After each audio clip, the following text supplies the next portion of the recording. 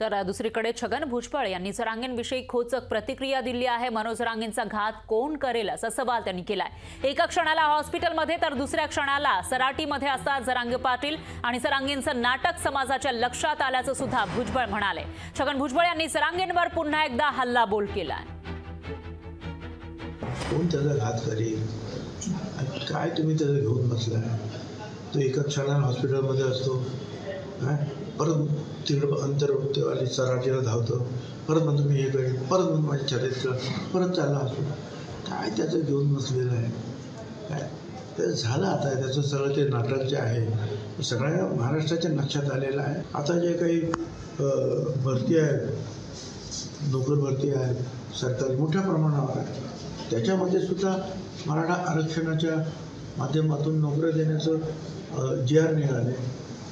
आता हे सगळं करून जर ते ऐकत नसतील तर ते आणि ते न ऐकणार ते मारुतीचं शेपूट आहे, ते वाढणार आहे। काय केलं तरी चालूच आहे। लोकशाही मराठी ऐका, पहा, जागरूक रहा।